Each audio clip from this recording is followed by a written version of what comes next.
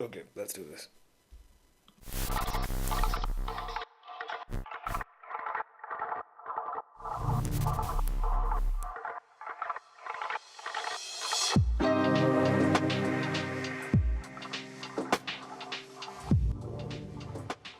I've seen how the Nokia smartphone brand has been revived under HMD, and I'm thoroughly impressed.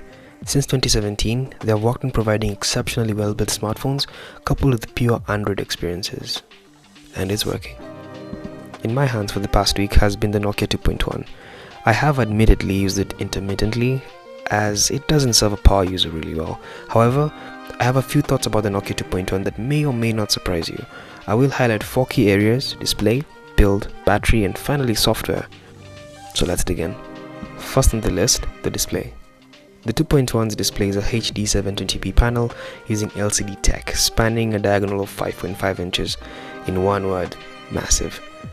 I love how large the display is, especially coming from a smaller display, as well as appreciating how color just seems pretty good.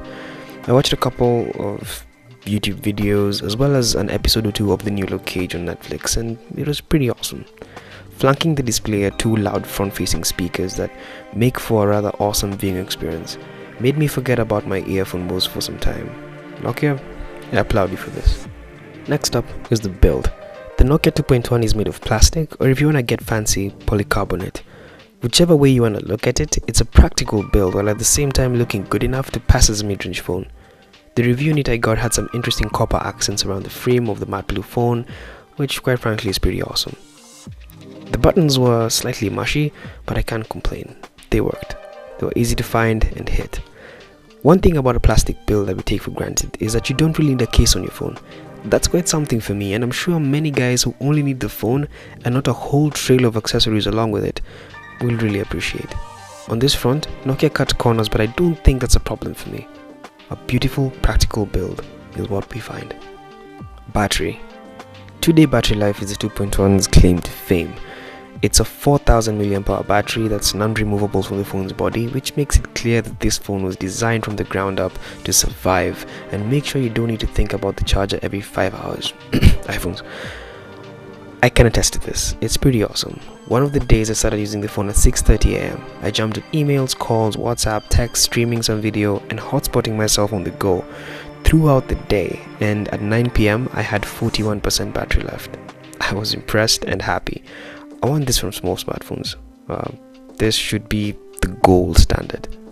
So I finally get to the software, the juicy part, where all the magic happens. The Nokia 2.1 is running Android 8.1, but not the normal one you'll find running on the Pixel devices or the Infinix Note 5. It's more bare bones. Google calls it the Go edition of its OS. Only core OS services and apps make it onto the phone. This makes sure that the OS runs okay even on a gigabyte of RAM and a lower-end processor like the Snapdragon 425. A whole lot of stuff has been stripped down, including the apps. Instead of running fully featured Android apps, we get Go apps, which are basically core app functionality without fancy animations and features that we never really use. For example, Maps Go is basically a web app out of the box but lacks navigation, which I use quite a bit. You get maps and that's it. So the day-to-day experience is alright. You get fast enough performance to get things done.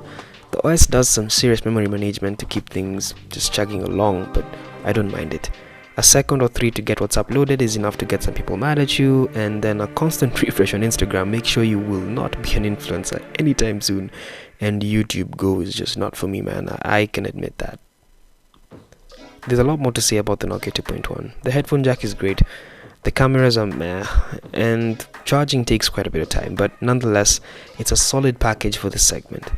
Now this price. The Nokia 2.1 retails anywhere from 11,000 to 12,000, but you can get better deals out there. In a vacuum, the 2.1 is an awesome phone, but in a market flooded by Chinese brands like Tecno, Infinix and Oppo, the price is a hard pill to swallow.